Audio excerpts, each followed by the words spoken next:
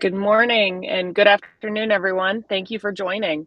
If you can hear me, give me a thumbs up. I know there's some emoji options there. If you're having any technical difficulties, amazing, thank you. You can scroll down to the bottom of the page, and there are some troubleshooting FAQs down there. But looks like we got a good consensus. So just to familiarize yourself with the platform, there's a chat feature. Feel free to put anything in there, any thoughts, comments. There's also a Q&A tab. If you can drop questions in there, if you put them in the chat, no problem. But we will answer those throughout, as well as leave about 10 minutes at the end to cover anything that comes up. So please ask any questions, and we're excited to jump into this. We will have some poll questions that will prompt you on the screen. And last but not least, there are resources here available for you. So another tab on that right that are relevant to kind of what we're covering today. And what we're covering is our kind of end-to-end AI detection, investigation, and filing. And so I'm really excited today to have Cross and Janet dive into it with you guys. And with that, I will hand it over to them. Thank you. Hi, everyone. I'm Cross. I'm our Senior AI Product Manager here at Unit21. Looking forward to showing you what we have today. And I am here with the ever so lovely Janet. Janet, I'll pass it on to you. Thanks, Cross. Hi, good morning, good afternoon, everyone. I'm Janet, Senior Solutions Engineer here at Unit21. I'm excited to show you how to work smarter, not harder with AI. Awesome. So it looks like we'll start just with a poll question. So how do you feel about AI running parts of your fraud or AML workflow today? So we got three options. Are you excited? Are you jazzed? Are you feeling a little skeptical, or just kind of somewhere in between? We're feeling it out, seeing what's what. Okay, nice. Somewhere in between in the lead. I can get behind that. Seems like we have a good amount of excited folks in the group here today. Healthy pinch of skepticism, which is fair. Hopefully we can help address that.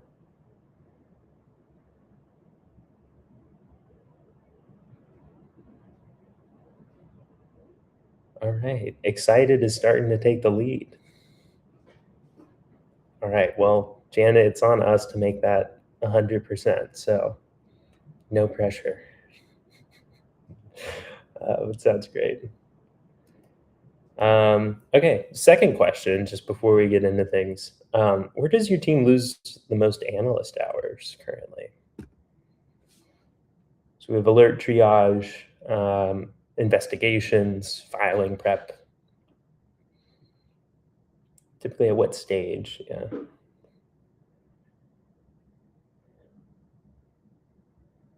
Okay, big emphasis on alert triage.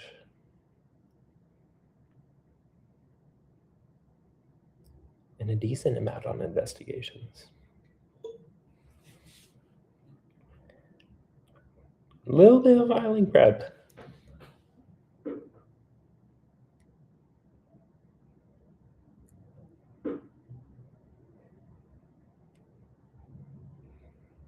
Okay. Seems pretty consistent. Seems in order, generally kind of decreasing with alert triage and investigations. Still pretty neck and neck. That's about what we would expect. That makes sense. Perfect. Well, thank you all for joining us today. Basically, what we're going to be showing you here is just a few different components of what the Unit21 platform has to offer, which is really just end-to-end AI risk infrastructure. So what we're going to be focusing on today is going to have a heavy AI emphasis. But basically, the goal with Unit21, for those of you who may not be as familiar with us, is we cover everything from data ingestion and aggregation, prevention and detection using rules and machine learning, basically offering you full case management and investigations tools, and then also all of the things you would need for compliance. So automating your filings, making that as easy as possible for you, and then bundling it all together with measuring and optimizing to see how the whole machine is working on your side. So specifically, these are the components we're going to be looking at today.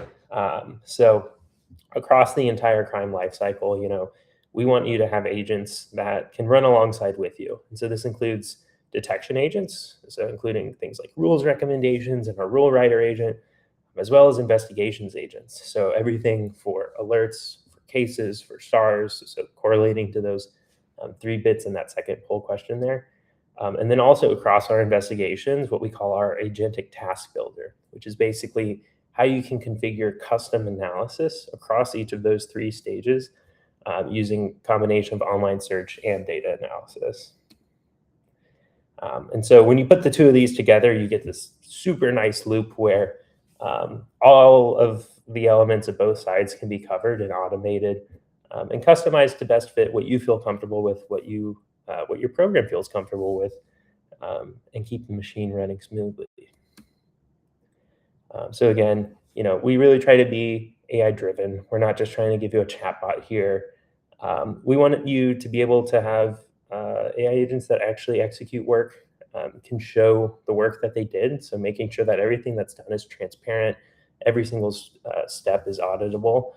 And then also, having tools that can learn from outcomes. So basically creating these feedback loops that feed into each other and get better and learn over time. So just as you would with any of your human agents. So drum roll. Let's start showing it off live. So I'll have Janet kick us off. Yeah, thanks. Let me go ahead and share my screen here. All right. So I talked to AML and risk teams about their compliance and fraud monitoring problems all day long. And, one of the main things is monitoring the transactions. So setting up these monitoring rules. But these monitoring rules aren't meant to be set and forget it. Risk shifts, new typologies emerge, and your customer base changes. So writing a rule based off of last year's risks is going to quietly stop being effective over time. So it's not just about writing a really good rule, but how fast can you write one? How can you prove it and change it when the risk shifts? So what I'm showing on my screen here is our configurable rules engine. So you have the full control over the types of rules you want to build. First of all, from day one, you're covered with our out-of-the-box rules library, or you can fully customize your own rules as well with our node code interface. So you can do a fully custom rule without using any of our templates here. But the fastest and easiest way is probably using our AI rule writing agent. So you can essentially describe a scenario in plain language. For example, I want to flag any customers that recently opened their account in the last 90 days and then receive payments from 3 or more distinct senders in the last 30 days. Or point to a FinCEN advisory. So we do have these embedded in the platform here. And I can go ahead and select one. And the AI rule writing agent will actually build the rule for you. And then from here, you can adjust it, take a more risk-based approach, tailor it so that the rule isn't applied to every customer, every segment, or every product. I think this is truly where false positive management actually starts. So being able to be more precise and tune your rules before it even starts generating alerts for you. So AI agent will describe the scenario back to you. If this is what you're looking for, explain how it's going to build the rule for you. If there's any data discrepancies, I'll highlight it for you as well. And again, I'll kind of just build the rule for you. And then you can go ahead and give it a name. I'll call this counter terrorism monitoring. One of the advisories I selected here was looking for terrorist financing. And then you can go ahead and backtest this rule. So selecting a historical time frame to then test this rule on if I want to run this rule every month as an example. So this gives you an opportunity to validate if this is the type of detection you'd like to see, and also adjust the thresholds. So above the line, below the line testing. Had I turned this rule on a couple months ago, I would have gotten 2 alerts, and I can actually validate the specific alert to see if this is kind of exactly what I'm looking for. It would have flagged my customer, James. This is the one transaction that would have flagged some keywords in the payment memo that got flagged here. Great, if this is exactly what I'm looking to detect, I can go ahead and activate this rule or test it further. And then once I activate it, the system will automatically start generating alerts. And that's where our AI investigation agents can help you triage those alerts and with the rest of your investigation. So I will hand it back to you, Cross, to show that portion. Awesome. Thank you, Janet. So sort of going off of what Janet is saying, what do our investigations agents look like? And so the way I typically like to go about explaining investigations agents is starting with just, what does the finished output typically look like? So normally on a Unit21 alert, you'll have the same context here of, general summary of information, the flagged transactions, and the flagged entities within those transactions. And you can go through and search all this manually. But with AI agents, you'll get 2 different components on every alert. And so you'll get this part here, which is going to be the AI summary of analysis. So basically, all of the analysis you've configured summarized in one easily readable format. So you can see everything from prior activity details we flagged, account risk details, specific event analysis, online search, any FinCEN specific analysis, including 314A, documents, watch lists, you name it.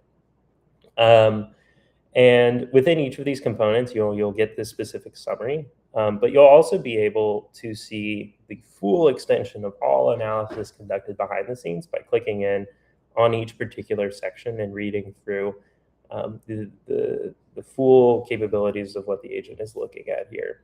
And so this is always available and particularly helpful in case there's any scenario where you need to explain or better understand what's going on behind the curtain.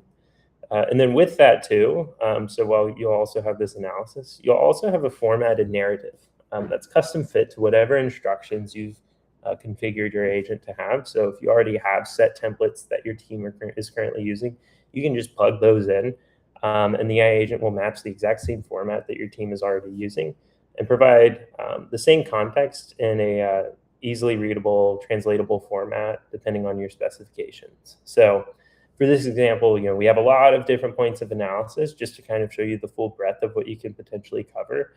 But all of this is fully customizable. So per each agent you configure, you can set what parts of analysis you want to conduct, as well as how you want those instructions presented in narrative format.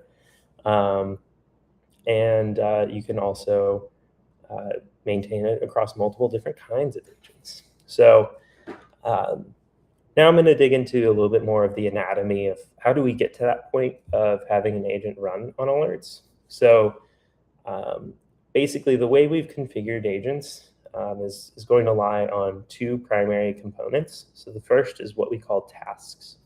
And so tasks are essentially these individual units of analysis. So it's looking at one specific part or one specific step of an entire investigation flow. So if you're looking at an alert, and typically you're looking at 10 different things, that can easily be translated into 10 different tasks. And so when we originally started off with Unit21's product, we started off with these out-of-the-box templates. So as you can see here, these readily available tasks that you can just turn on or off depending on whatever's best for you. And so this covers everything like flagged activity, account risk, event analysis, online research, document analysis, 314A, linked senders, pre-RFI, watch list. and then our user-defined tasks, which we'll get into more in just a second. As we've sort of evolved the product, we've really focused more on empowering your teams to create custom agents based off of whatever fits your program. And so for some cases, some of these out-of-the-box templates might be helpful.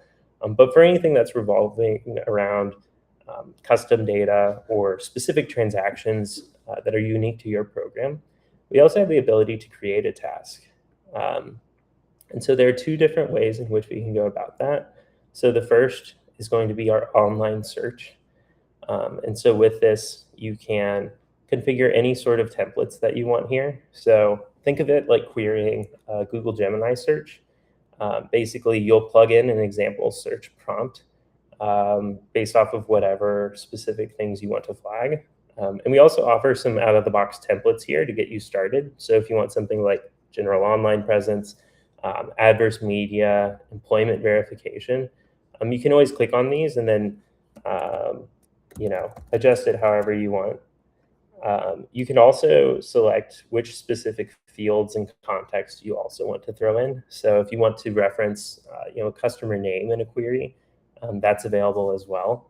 And what you'll do is you'll enter this prompt, backtest it against some of these example alerts here, and then you can see what the example outputs look like. So for example, here I would select these alerts, and it will start generating a preview based on those alerts so that I can see what the outputs look like before I push it live. Similarly, and I think probably the part I want to spend a little bit more time on is our data analysis.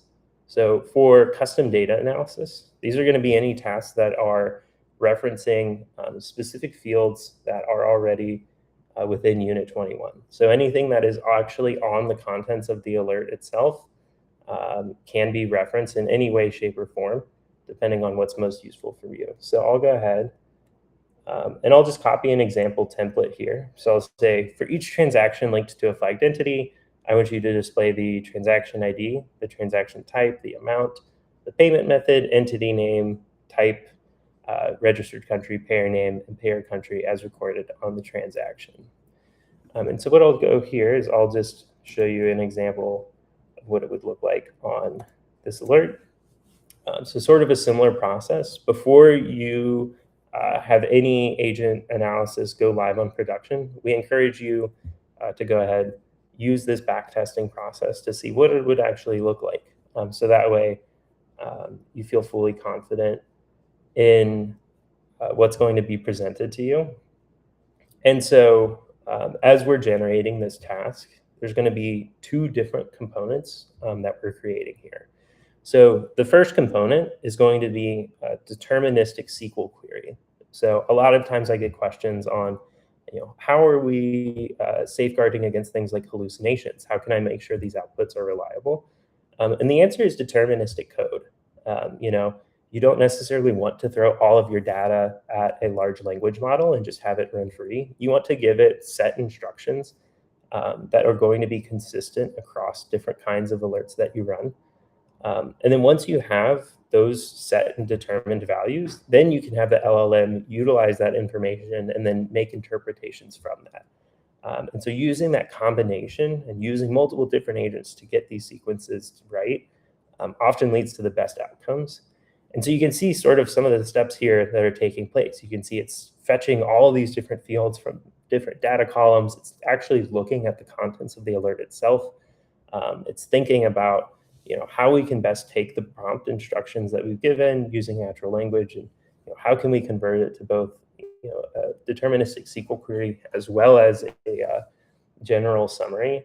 And it's also making sure that at each point in this process, you're able to see that and reference those steps so that everything, again, is easily understood, it's easily auditable, and works efficiently for you and your program and in your environment. The other thing I would want to flag here is that there's no limitation on the number of custom tasks you can run.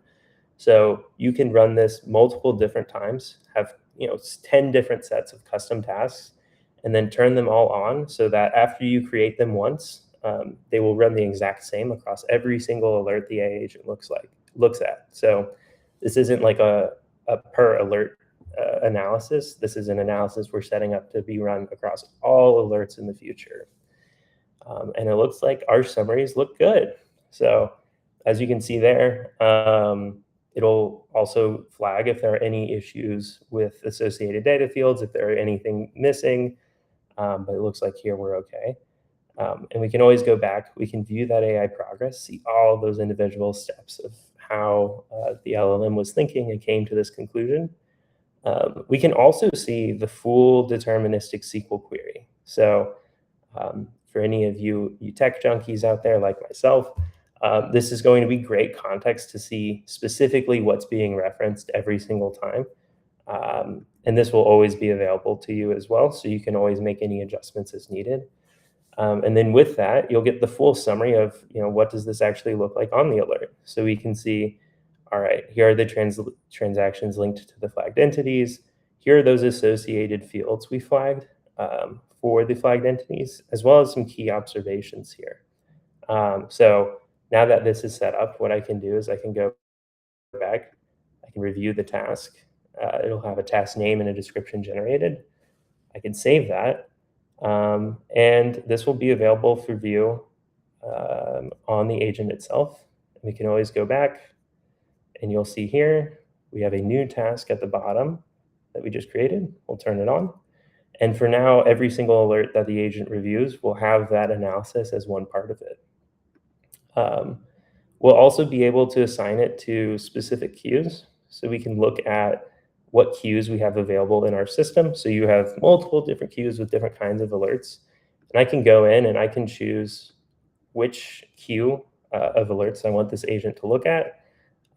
Along with that, I can also choose what actions this agent can commit on that queue. So we have different layers of automation that you can gradually climb up the chain depending on how comfortable you feel with AI agents working within your environment. So you can choose, do you want this agent to create a narrative? Do you want this agent to create recommendations based off of whatever instructions you've given it? And we also have options for auto review, which is basically just having the analysis automatically run on every single alert that's ingested within a queue. And then once auto review is on, usually for our most advanced agents, we have the option to auto close, which goes in tandem with creating recommendations, where basically every recommendation it comes up with that equates to a false positive based on the instructions you've given the agent, it'll also go ahead and automatically disposition those alerts as false positives. So I can go ahead, I can save these changes. And then I can also make sure our narrative instructions are set up here. So I can go in, I can choose edit instructions. And by default, we'll have this prompt here where for each section, I want a one-sentence summary followed by those bullet points.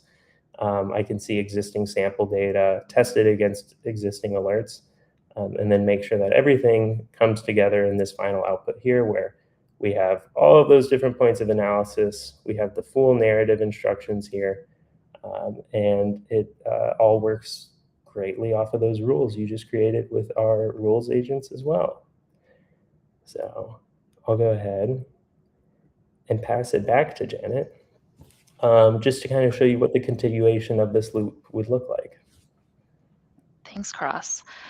And for those of you that are following along, for the AI agents that do auto close if you do have the setting to have AI agent auto close some of your alerts, we do have QA sampling functionality as well. So periodically you can do a dip sampling to select a sample size of alerts auto closed by the AI agent to make sure those were actually treated appropriately.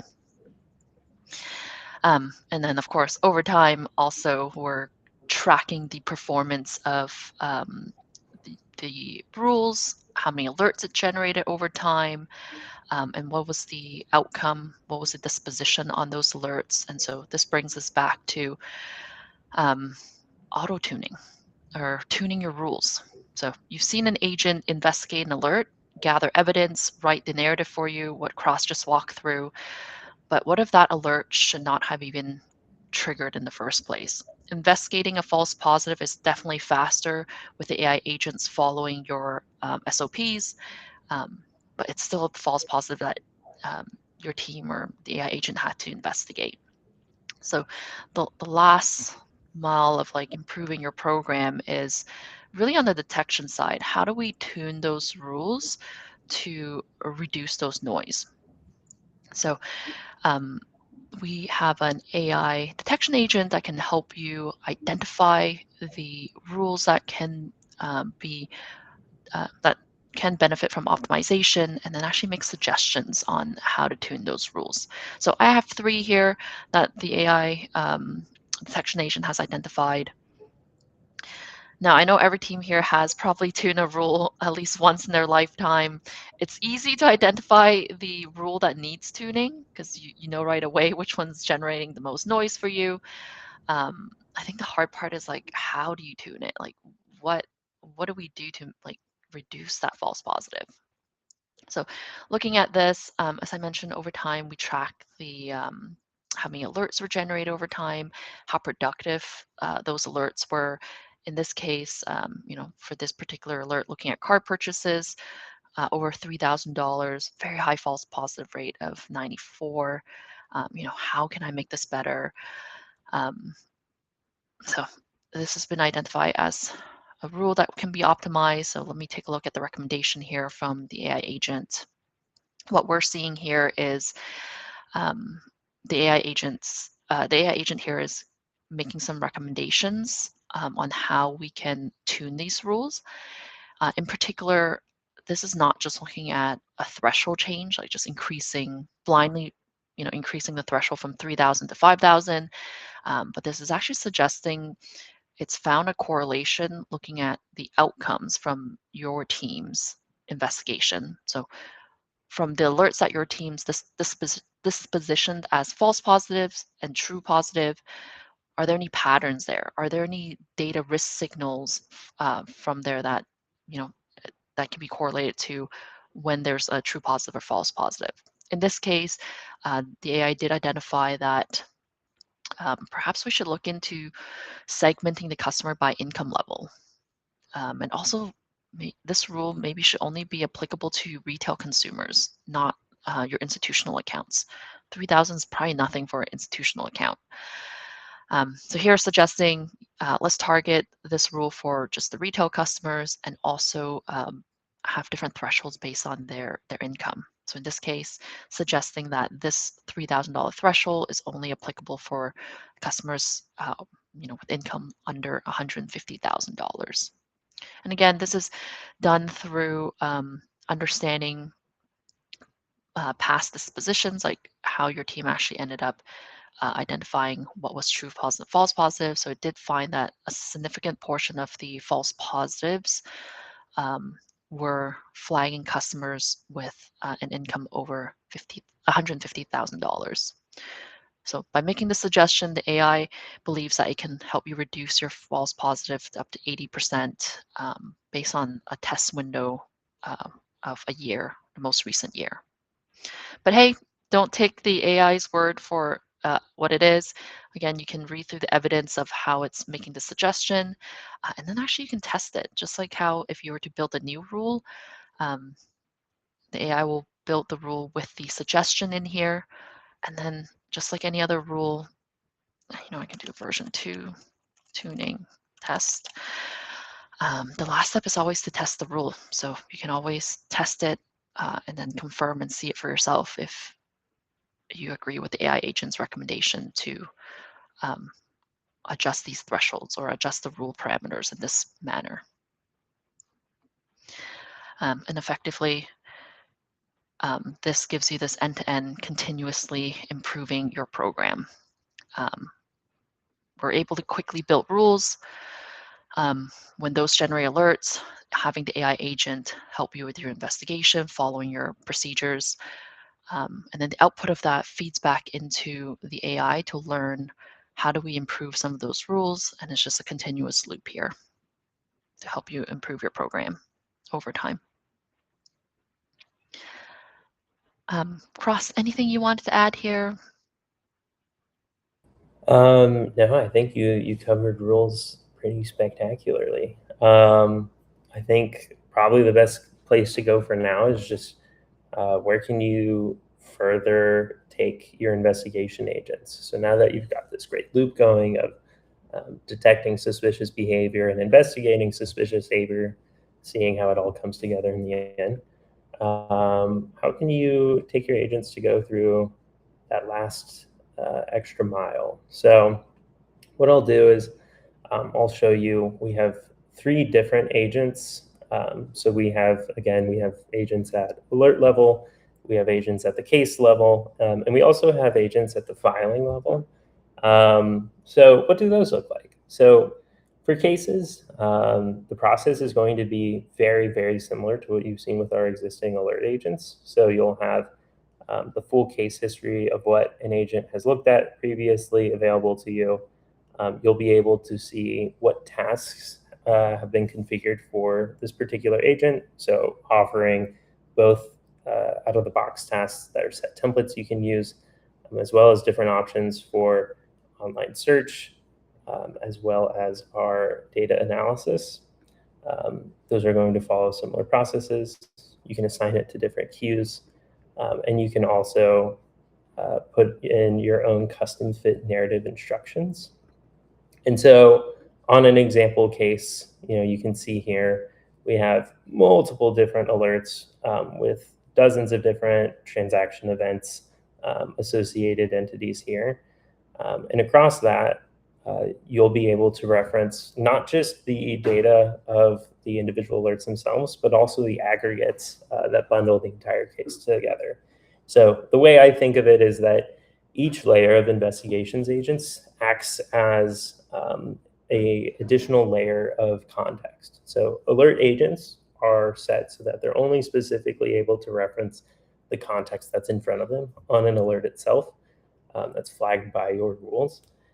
Cases then take the same context of the alert, and then they add an additional layer, which is the case itself. So you can customize your case agents to either look at those individual points on those alerts, or you can decide to look at the bigger picture. What are the commonalities across these? What are the aggregate transaction amounts? Those sorts of things. And you can see here, we have different tasks for flagged activity, account risk, and online search generated here. And then also within that online search, we can see this full analysis of all the different findings that we're looking at, all the different sources that are referenced for us to go back and look at later. So all of the same context is going to be available to you, as well as the narrative format that you've configured. So you can see here, everything is formatted based on whatever instructions you decide to give it. And in a similar way, those tasks that you've configured will run the raw analysis. And then that narrative is really going to be that finishing piece of how do you summarize across all these tasks? What are the findings? What's the specific format that works best for you, best for your program? And then from there, you can choose to act on it however you so choose. Next, we have our filing agents. So I'll just start with an example here of our SAR agent. So you'll see pretty similarly, you'll have your filing history, you'll have your tasks, you'll have your queues.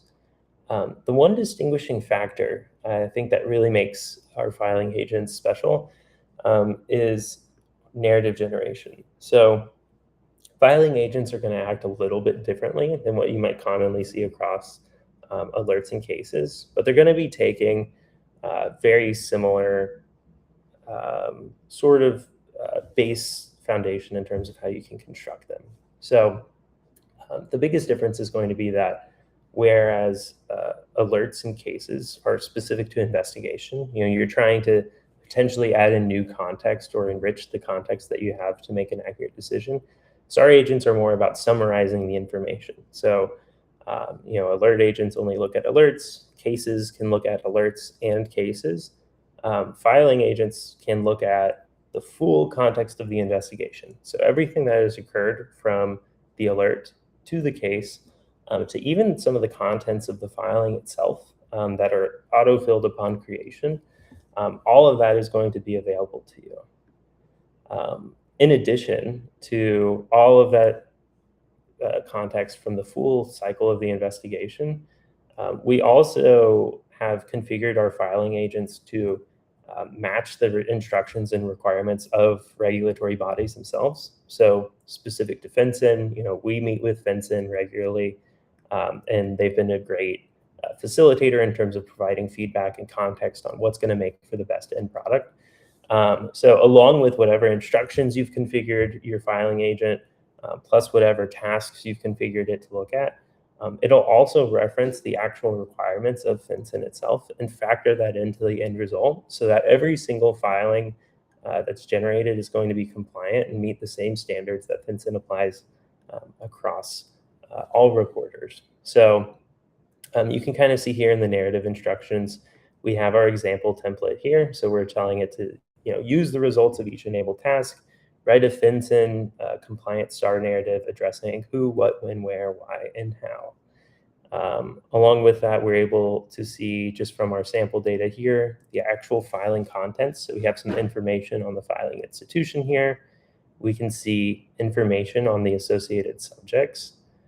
And we can also see information on the suspicious activity.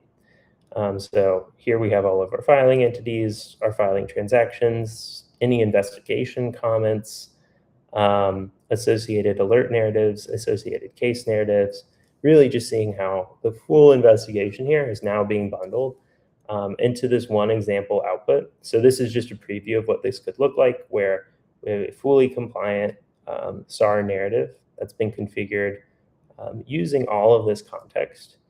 And then once this is created and you've saved your instructions here, you'll actually go through, you can pull up the filing itself, and you will see that available narrative already pre-generated by the AI agent available on the filing. So lots of great context, basically bundling it all together so that you have exactly what you need at each step of the process. So yeah, I will share my slides here, but thank you for being such a great audience. I think we'll open up for Q&A now, and I just kind of want to flag here that we have these awesome Yeti cups. Look at that little robot guy, and yeah, feel free to book a demo with us. You'll get the Yeti cup included. And yeah, we're happy to answer any additional questions. Yeah, Cross, it looks like we have quite a few. We can tag team these. Perfect. Let's do it.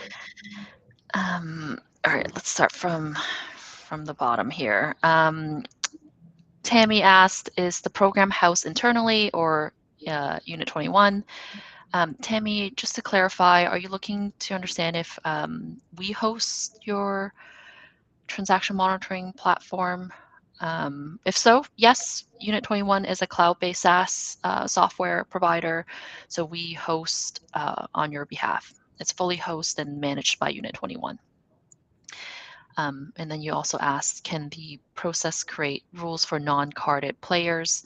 I'm assuming this is related to your customer base. If you do have information on non-carded players, then yes, we can create rules based on them. So how Unit21 generally works is, at a high level, we ingest your data, so about your customers, whether they're carded or non-carded players, transactions, their behavioral actions, so where are they logging in from, how are they interacting with your platform. We house all of that in Unit21, and then we can build these rules monitoring all these different signals based on their KYC, KYB profile, transactional behavior, and then also non-money movement or non-financial action events, so behavioral interactions on your platform as well. Hopefully that answered your question, Tammy. Otherwise, feel free to book a demo with us. We can deep dive into that as well. Awesome. Looks like we have a question from Jared asking, is there a way to simply upload SOPs to Unit21 for the LLM to build an agent from that directly? Yes, there actually is. So most commonly, the approach I've seen just building agents with customers is actually exactly this. So it's taking your existing SOP, seeing where we can best just plug it in to the existing agent setup. So usually your SOP will follow um, into the existing tasks. So we'll start off, we'll take each block of your SOP, break it up and just plug it directly into that task builder, which we showed earlier. And then with that, the LLM will be able to reason, which different components map to specific data fields in your environment, and we can create um, basically recreation of your SOP into an agentic format, paired along with those same narrative instructions. And then, of course, as we're doing this too, there's even more product improvements coming along the way, so that this process even just gets faster and easier for everyone to access. But yeah, I'd say basically just plugging in and uploading your existing SOPs has been common practice and something I actually highly encourage just because it's what you'll be most familiar with.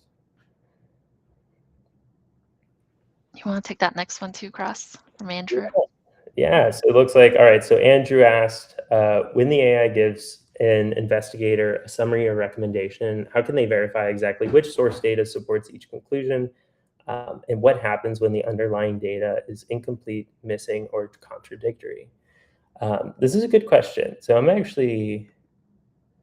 I'll go ahead and I'll pull up just that example alert here. So there's a few different components that we always want to flag. So the source data that you're referencing is always going to be available. So you can see when we're referencing things like flagged transactions, flagged entities, this is all going to be available. You can even see, transactional analysis views, network analysis views, consortium hits, prior activity.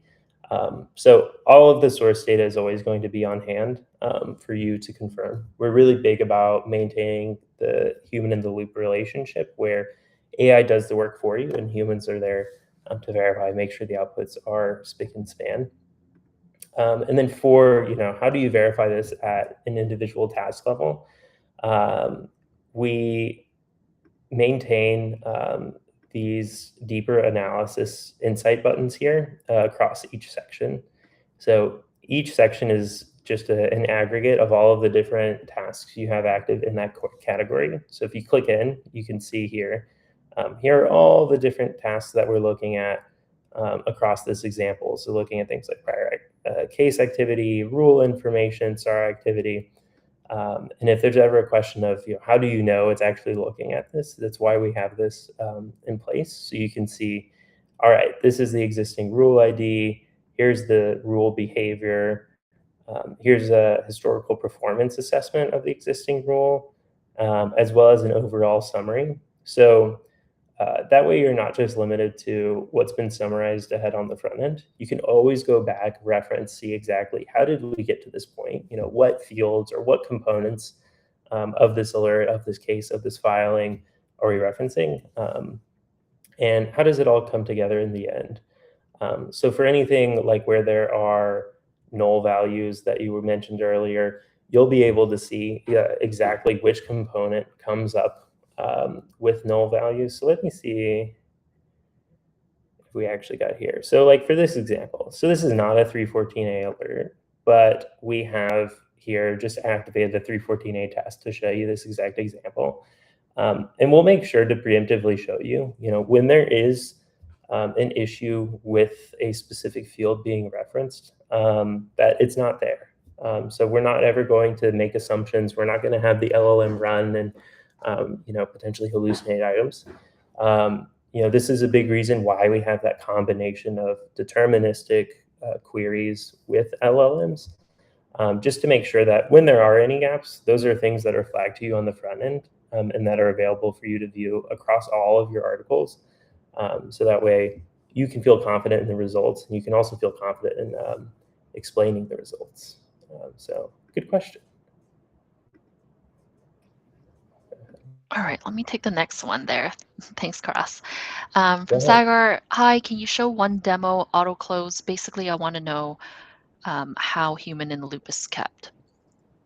So for auto close option, that does mean the AI agent is automatically closing it. So in that scenario, there is no human in the loop. But as mentioned earlier, what you can do is do a dip sampling after the fact. So have the AI agent auto close out those alerts for you, but do a dip sampling on a monthly basis, looking back and see, of the ones that were auto closed by the AI agent, have someone like a human analyst, QA analyst review, were those alerts closed out appropriately by the AI agent. However, if you do want a human in the loop, then I'd recommend setting the auto close option off or disabling that and setting the create recommendation. So that way the AI is doing the analysis for you, making a recommendation based off of your SOPs, but then having a human in the loop to make that final decision to close it or escalate it. If you want to see a full demo of that, again, feel free to book one with us and we can deep dive into your question. Definitely. I'll add to that too. Generally for auto close too, I like to reference this concept of progressive layers of autonomy. So, we try to keep Unit21's product as configurable as possible. So you can have your agentic workflow setup be as autonomous as you feel that your program can handle. So for cases like auto close, where AI is actually going into your environment, conducting actions for you, that would be what I would consider to be like the highest level of stage. Like AI is actually making decisions and acting on them for you. But it's fully up to whatever you feel comfortable with. And usually because it's at the highest level of autonomy, I always recommend work your way up there. So start off with just building a couple tasks, stack onto those tasks, and then gradually give the AI agent more capabilities as you feel comfortable with it, as you're able to use our QA product to evaluate its performance, so that everything is measurable. So by the time you do get to that auto close decisioning, you already know what the expected outputs would be, and have confirmed they'd best match what your expectations would be for any other human analyst. Good question. All right. We have another one from Andrew. So from the time an alert generates to final disposition, what parts of the investigation does the analyst still have to do manually, particularly if the institution keeps its existing monitoring platform rather than moving everything into Unit21? So the main components that we have are fully flexible depending on what it is you're looking for. So generally, most commonly with the setup, you'll have an alert be generated, and then you can optionally have auto review on, which basically means as that alert is created, you'll have an AI agent go in, do all of the initial investigatory legwork for you, and provide you all of the context that we sort of walked through today. And then commonly, with that investigatory context, you might still have a human analyst go in and actually make that final disposition call.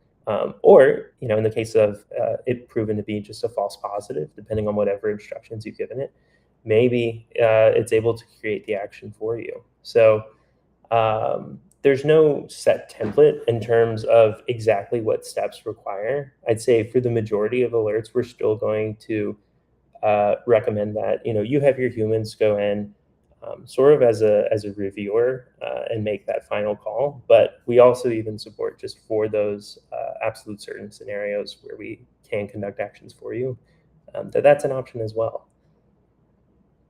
But yeah, thanks for asking. We also have a question here from Brandon. Can you describe what the online research agent entails? For example, is it a Google search? For adverse media, is it a specific string? And is there a way to pull the sources for these online presence summaries for documentation purposes? So yes, the online research agent is equivalent to a Google search. It's as if you were pulling up Google and doing some keyword searches. We're just automating that for you using the AI agent.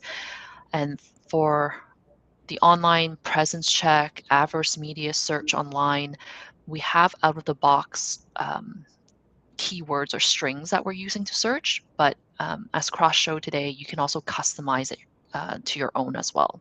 If there's specific strings or keywords you would like to use, you can just create a custom online search task yourself. And part of the output, you can instruct the AI agent to produce not just a summary of what it's found online, but also produce the top 3 sources or hyperlinks to the exact article it's found online.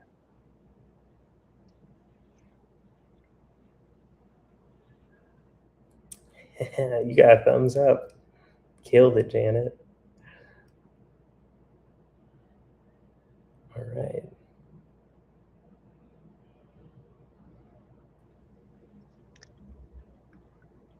I think the next one here might be from Zachary. Can you go over auto closure of alerts more?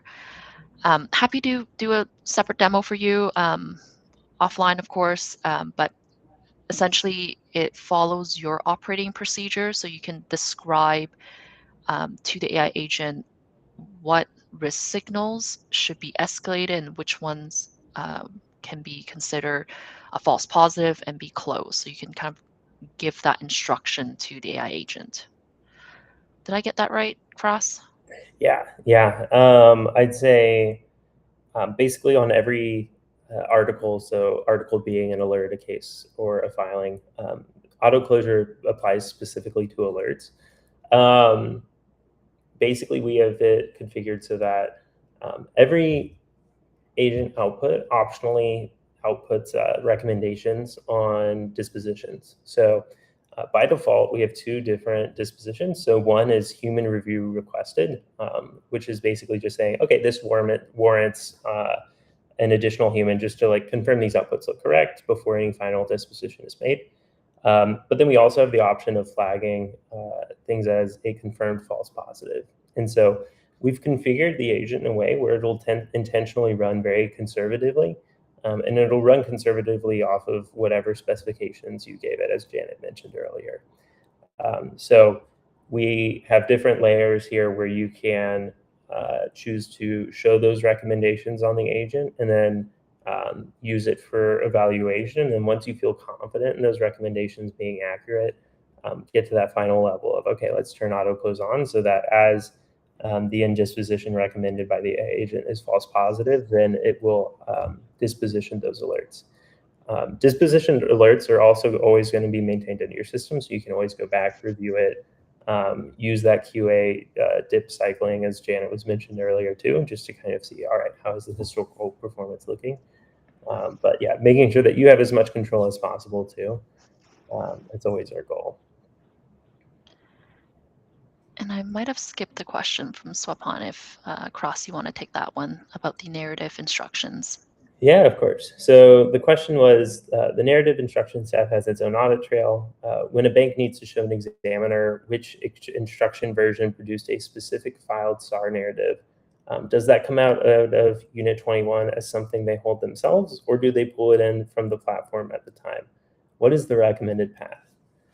So that's a good question. So we do maintain an audit trail across all versioning of the filing agent. So I'd say there's going to be 2 different layers of audit trail that apply for our AI agents.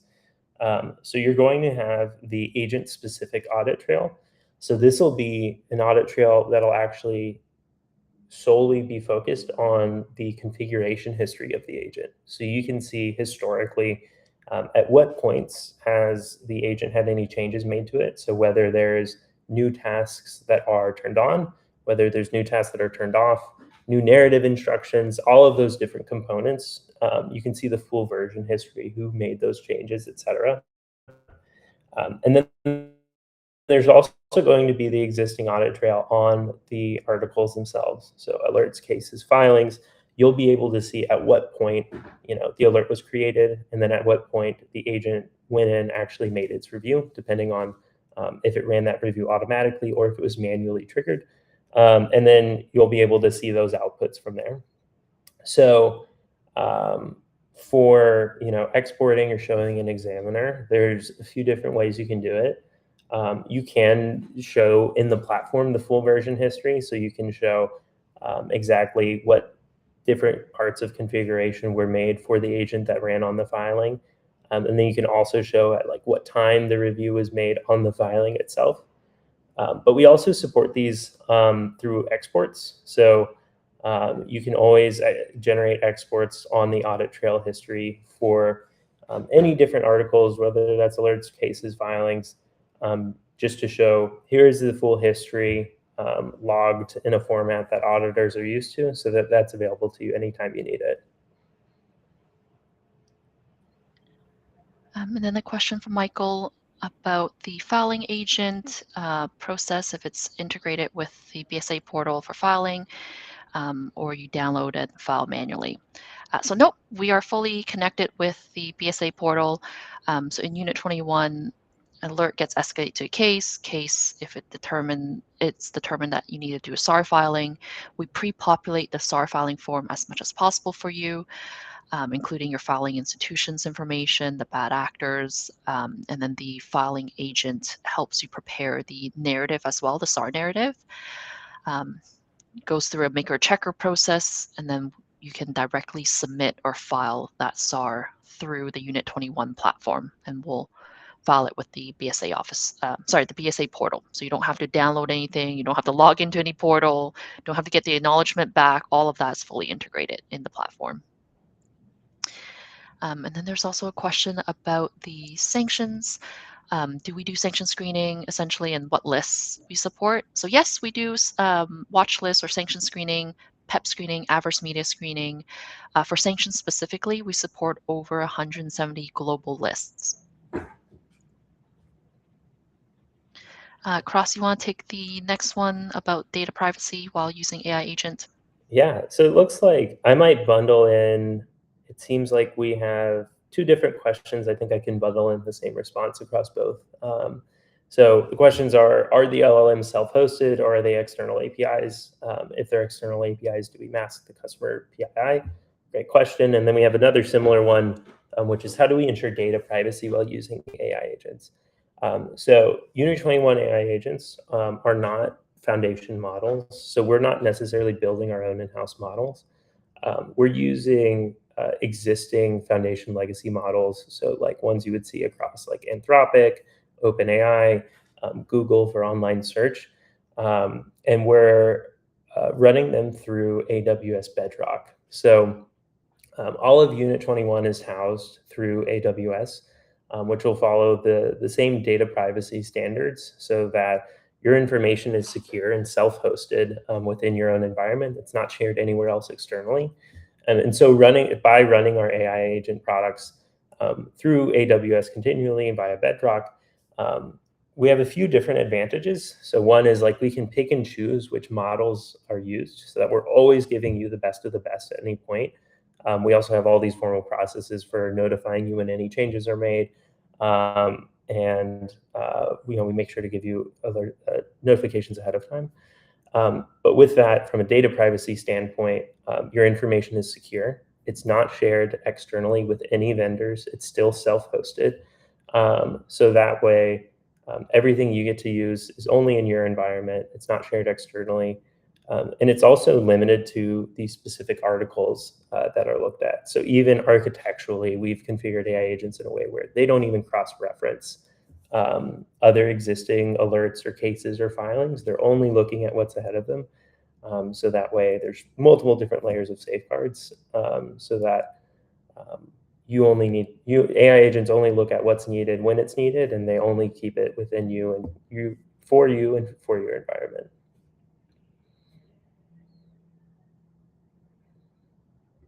Awesome.